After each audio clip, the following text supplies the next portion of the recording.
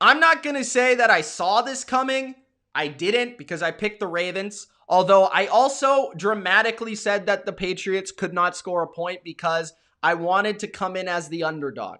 So just to let you know, I am probably going to pick the other team every week just because I'm going with the Patriots are the underdogs this year. All right. Every time they play a team that they should lose to, I'm picking the other team. I'm just letting you know right now, okay? I am not messing with the underdog mojo.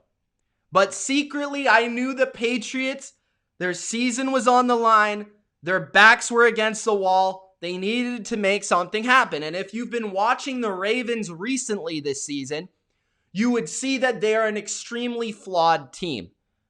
And I knew that if Belichick could come out with a good game plan on Sunday night, that they would be able to maintain competitive throughout the 4 quarters. They could be competitive for 4 quarters. I didn't think they would win, but I thought the game would be close. But what we actually saw on Sunday Night Football was that this game was not just competitive, but actually New England was kind of dominant, especially in the second to third quarter. New England was running the ball. New England was establishing physical dominance at the line of scrimmage.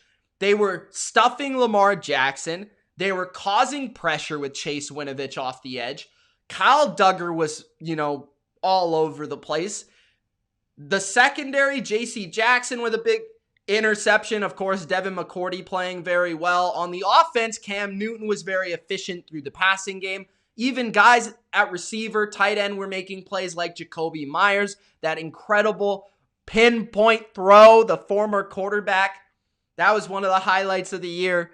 But overall, what I saw from New England, because I already made a video on this, I don't want to go too deep into it. But what we saw was the Patriots found their identity. They found their formula of what they can do to be successful in 2020. And what that is being a power throwback football team. And part of that, the reason it wasn't working and wasn't equating to W's the last couple of weeks was they were not able to effectively stop the run over the last couple of weeks. So it was allowing other teams to establish that physical dominance. But in this game versus the Ravens, they actually adequately stopped the run. I'm not going to say it was perfection, but they did a good job versus one of the best running teams in the league at stuffing what they were doing and forcing Lamar Jackson and this weak receiving core to beat them through the air, and they weren't having it, especially in the rain in the third and fourth quarter. The Patriots were able to run that ball. They were able to out-Baltimore, and that's something that not a lot of teams can do in any season. Never mind this season, last season of Baltimore, but throughout their history, they have been a franchise built on physicality, and New England out-physicaled them. So that is their formula. Run the ball with Damian Harris, Rex Burkhead. Maybe Sony comes back and helps in that regard. Sprinkle in play action, sprinkle in the pass, but don't rely on it. Get in manageable third downs if you get to third down. Use the creative mind of Josh McDaniels in the passing game, in the screen game. Maybe you throw a trick play in there once in a while. But as long as this defense, this is the key to this team. If this team is going to bounce back and be relevant down the stretch, they will need to be better on first and second down, which they were versus Baltimore. Baltimore, this was the first time ever with Lamar Jackson that the last 2 years, I believe, they have been held under 20 points as an offense. This was the first team to do so, New England. So, what they need to do down the stretch is continue to be better on early downs on defense, because we know that this New England defense can be dominant if you force them into passing situations. And if New England gets that game script going, they're going to be tough for any team to beat. So that's what we saw last night. It wasn't as much that the Ravens suck. It wasn't as much that the Ravens are overrated, which might be true. I don't think they suck, but they might be overrated. We'll get to that. But New England found a formula that, one, works versus the Ravens, and two, is what's going to work for them and give any team a tough time. That is what we saw. All right. Now, transferring that conversation into the next topic, the Patriots, can they actually make the playoffs? Like, logically, logistically, can this actually happen? So I'm going to pull up my standings right now and just take a look at what I think could take place over the next part of the Patriots schedule. Now, there's many people that are going to say, you're stupid, you're crazy, you're out of your mind, this cannot happen. All right? They're 4-5. So they have played 9 games. Okay? 9 games. That means that there are still how many games left? 7? 7 games left. There is basically another half of a season left in the NFL this year, in 2020.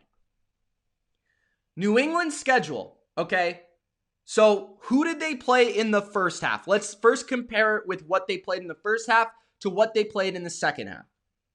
In the first half, they played a playoff team in Miami, who they beat in the first week. I understand it was week 1, but they dominated that game pretty convincingly and won that game. All right? They lost to Seattle, who a lot of people until last week felt had the MVP of the NFL and are also right now a playoff team sitting at 6-3. They lost to them on the 1-yard line. Everybody saw it on Sunday Night Football. All right? Then they play another playoff team. So far through 3 weeks, 3 playoff teams in a row. Miami, Seattle, the Raiders. They beat the Raiders convincingly by 16 points. Then Cam gets COVID. They play the Chiefs. They lose to the Chiefs in a game that a lot of people felt if Cam plays, they win that game. But he didn't play. They lost the game. Brian Hoyer was horrendous. They lost. Whatever. They lost to the Chiefs, the best team in football. Okay. They lose to the Broncos in an ugly game. They lose to a healthy 49ers with Kyle Shanahan just with a storm. And that's where I said they can't stop the run. They can't stop me stopping the run or running the ball. Then they lost to another playoff team in Buffalo on, again, the last play of the game, where they were on a drive within the red zone, the 20-yard line, to score versus another playoff team in Buffalo. Then they beat the Jets. Then they beat the Ravens. So what we're looking at here is that they played 1, 2, 3, 4, 5 playoff teams, 6 playoff teams, 6. Okay, so they played 9 games. They played 6 playoff teams, and they lost to a healthy 49ers, which is like basically a playoff team. So they played 7 quality teams. They actually lost to a team that isn't quality, the Broncos. All right, and they got 1 game, 1 easy opponent in the Jets. So all of their wins are actually quality wins. I don't know this to be a fact, but if you looked at who has beat the most winning teams in the league, I think New England is in the top 3. I won't guarantee it, but if you look that up, I'm pretty sure that's the case. So New England's 4-5. They've had some rough spots. They're a team that needs to go a certain way to win, but they're going to be competitive. Who do they play the rest of the season? They play a Texans team with 2 wins. They play the Cardinals, who are good, but definitely beatable, and actually a lot like the Bills. The Chargers, who suck. The Rams, who are good, okay? But again, they're not the Chiefs. They're not, I wouldn't say they're the Ravens. I wouldn't, they're like along the lines of a decent, the Raiders, a Seahawks. They've played these kind of teams before.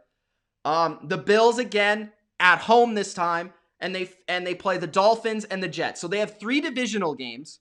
If they go 2-1 there, they got a shot.